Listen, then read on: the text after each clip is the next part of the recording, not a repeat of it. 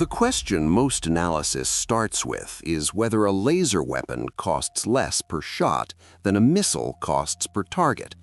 That question is not wrong because it is imprecise. It is wrong because it is about the wrong variable entirely. Cost per shot is a logistics metric. It tells you how long you can sustain a fight. It tells you nothing about whether the fight takes the shape the attacker intended. And the shape of the fight, the saturation geometry, the volley timing, the azimuth distribution, is determined not by what an engagement costs the defender, but by what the attacker believes the defender can do. Those are different problems.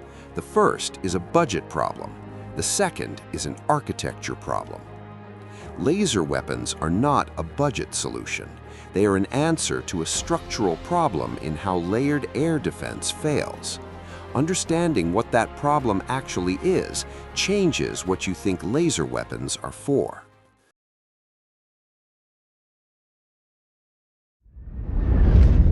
Modern air defense was designed against a threat model in which salvos were countable. Missiles had unit costs, batteries had reload cycles. Planners on both sides understood the magazine as the binding constraint, and offensive doctrine evolved to exploit it. Saturation attacks are not simply about overwhelming radar or fire control. They are about forcing the defender to spend finite interceptors faster than they can be replenished until a gap opens. The magazine is the clock. The attacker's job is to run it down. That model held when threats were expensive. A cruise missile costs millions. A salvo of 8 represents a significant investment, and the attacker must weigh that against probability of mission success. The constraint was symmetric. Drone proliferation and cheap subsonic munitions broke the symmetry. A threat that costs 4 figures can force a response that costs 6. At scale, that arithmetic does not produce a cost problem. It produces a structural incoherence in the defense architecture, because the magazine model assumes the attacker and defender are operating in the same economic bracket. When they are not, saturation becomes less a tactic and more a resource extraction strategy. The defender is not being defeated by accuracy. The defender is being liquidated. Directed energy enters this problem not as a better interceptor, as a change to the foundational condition the attacker's doctrine depends on.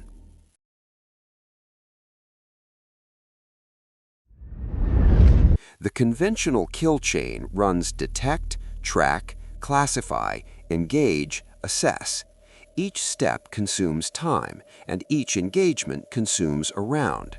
A commander working that chain is always doing 2 things simultaneously, managing the current threat and accounting for what remains in the magazine. Those are not the same cognitive task, and under saturation conditions, they compete. A laser system integrated into the same kill chain does not eliminate those steps. It removes the second cognitive load. A system that can fire continuously without depletion changes what the commander knows at the moment of decision. The question is no longer, can I afford to engage this target, but only, should I engage this target? That is a materially earlier and simpler decision point. Follow the chain for a specific capability. A high-energy laser slaved to an AESA fire control radar holds continuous track on an inbound drone swarm at 15 kilometers. The feature is low-cost continuous engagement. What the commander now knows is that engaging the first element of the swarm does not degrade the capacity to engage the second, third, or 40th. The earlier moment at which this matters is the decision to engage at all, which, under magazine logic, might be deferred, allowing the swarm to compress the engagement timeline.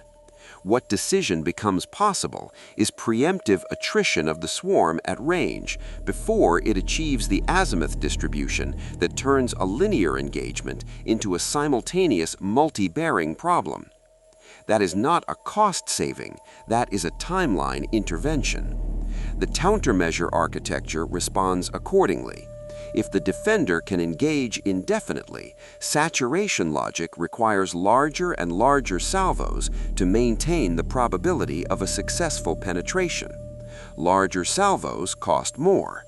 At some threshold, the offensive economics invert, not because the defender wins every engagement, but because the attacker can no longer size a raid that achieves penetration without spending at a rate that defeats the strategic purpose of using cheap munitions. The laser does not stop the raid, it makes the raid unaffordable before it is launched. That shift from running down the defender's magazine to confronting a defender with no magazine is the cognitive reframe. It is not a tactical capability, it is a deterrence architecture.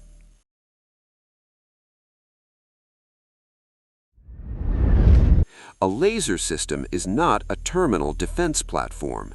Treated as a network node, its function extends well beyond the engagement it executes. What it sees that others cannot.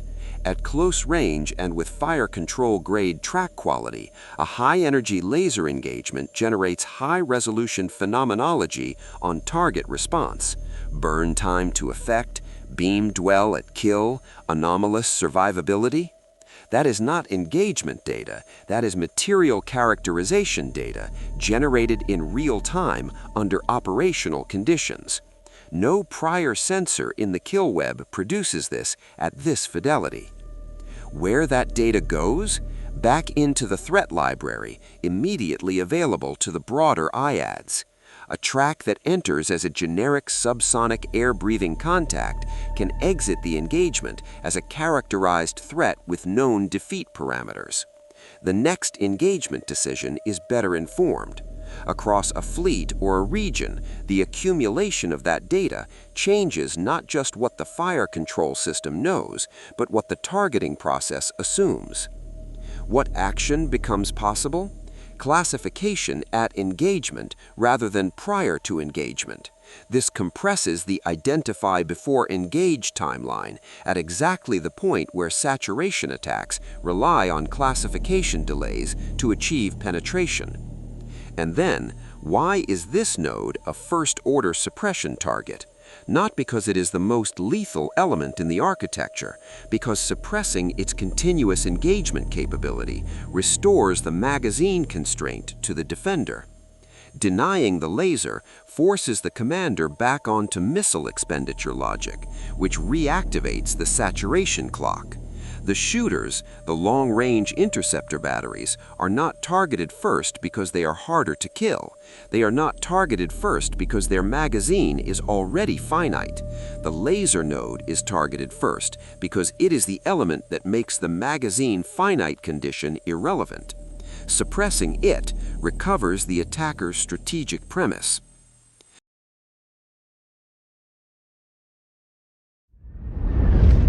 The Surface Task Group is operating in the Red Sea Approach Corridor, roughly 120 kilometers southwest of the Bab el-Mandeb. The threat axis is northwest to northeast, land-based launch positions in elevated coastal terrain with masking geometry that compresses warning time for low-altitude profiles. The NY SPY-6 array provides track initiation at approximately 80 kilometers for a subsonic cruise missile, less for small UAS operating below 10 meters above the surface in high sea state clutter. It is August. The air above the strait carries humidity above 80%, surface temperature above 40 degrees Celsius. Thermal turbulence in the lower atmosphere is significant and variable by hour of day. A directed energy system rated at full effect in temperate conditions is operating in an environment where atmospheric attenuation and thermal blooming reduce delivered energy on target in a manner that is real but not directly visible to the operator. The system fires, the beam propagates. The effect at range is degraded by a factor the engagement management system may not accurately model in real time. The drone swarm launches at 3:40 local time. 23 contacts, varying RCS, launched in 2 waves separated by 90 seconds to exploit the assessment gap between the first engagement and the second. The first wave arrives as SPY-6 resolves individual tracks at 38 kilometers. The laser system begins engagement on the lead elements. It degrades 7 contacts in the first wave before the second wave reaches the engagement envelope simultaneously with a 2-missile salvo from a different azimuth. The decision compression point arrives at this moment. The commander must allocate. The laser can continue on the drone swarm or slew to the cruise missiles. The missile battery has 4 interceptors available on this leg of the patrol. The cruise salvo requires 2. Engaging it conventionally costs half the available close-range missile inventory.